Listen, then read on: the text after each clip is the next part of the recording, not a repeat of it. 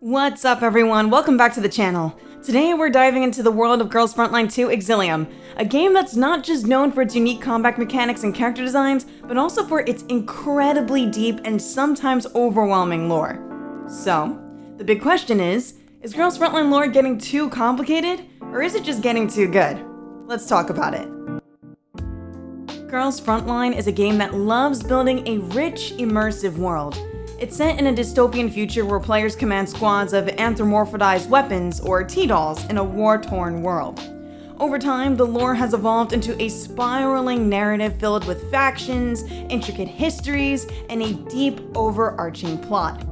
At first, it might seem like Girls Frontline is just a simple tactical shooter. Maybe you're only in it for the strategy and the cute character designs. But once you start digging deeper into the game, you'll realize that this is no ordinary game. From day one, Girls Frontline starts dumping a lot of lore on you.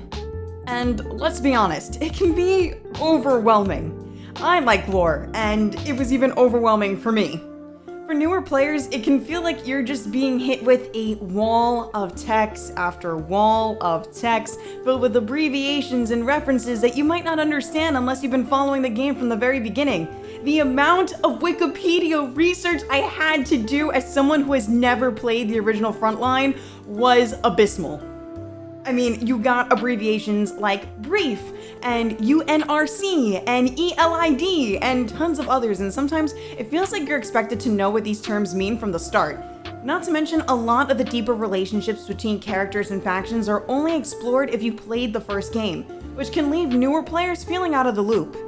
And that's a problem a lot of players have expressed. There's just so much to take in. And while the story is undoubtedly rich and detailed, it can also feel like an avalanche of information that's hard to keep track of, especially when you're just trying to grind through a mission. But here's the thing. The lore itself is undeniably well crafted. The world building is one of Girls Frontline's strongest suits. The game has an established dystopian world that's meticulously fleshed out, with different factions, political intrigue, and personal conflicts that make the story feel real and engaging. The depth of the lore is impressive. The factions, whether it's the enigmatic Sagnus Berry, Gerard group, the mysterious Griffin and Kruger, or other groups you'll encounter, they are all developed with their own motives and backstories. And let's not forget the T-dolls themselves. Each one has a backstory that ties into the greater conflict, making the entire world feel more alive. The inclusion of historical references adds another layer of depth to the narrative, making it resonate with players who appreciate the nuanced storytelling. These references not only enrich the lore, but also provide context and parallels that enhance the realism of the game's dystopian setting. By weaving in elements from real-world history, the story gains a complexity that invites players to explore and understand the motivations of characters and factions on a much deeper level. Some players even love diving into all the lore because it gives more weight to the battles they're fighting. Every mission has a little bit of story behind it, and that sense of progression keeps players invested.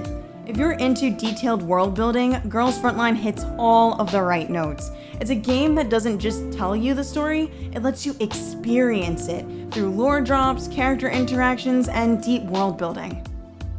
But, and this is where the problem lies, there's just too much of it.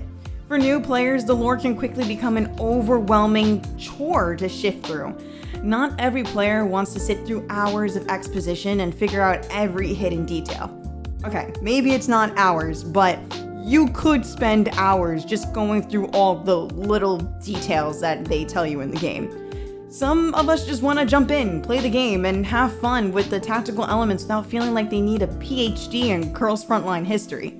Luckily, there is always a skip button that does give you a little blurb of like a really brief synopsis, sometimes, of what the heck is going on in the game. But regardless, it's a balancing act.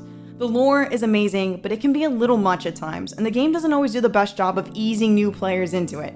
If you're someone who likes the complexity, then it's a huge win. But for others, the steep learning curve can make the game feel like more of a puzzle than it needs to be. So, is the lore of Girls Frontline getting too complicated or just too good? Well, that depends on your perspective. If you're a fan of detailed dystopian world building, you'll probably appreciate every detail. But if you're a new player or someone just looking for a more straightforward experience, then you might find it a little hard to keep up. Ultimately, Girls Frontline has crafted one of the most immersive worlds out there, and its lore is a big part of that. But like anything, it's a double-edged sword. Too much lore can drive away new players, but for those who stick around, it's definitely a rewarding experience. So if you're someone who loves complexity, by all means dive in. But if you're feeling overwhelmed, don't worry, you're not alone. And that's all for today, folks. What do you think? Is the lore too complicated, or is it a gem hidden under layers of exposition? Let me know in the comments below. And if you like this video, don't forget to hit the like button and subscribe for more Girls Frontline content. Until next time, stay tactical.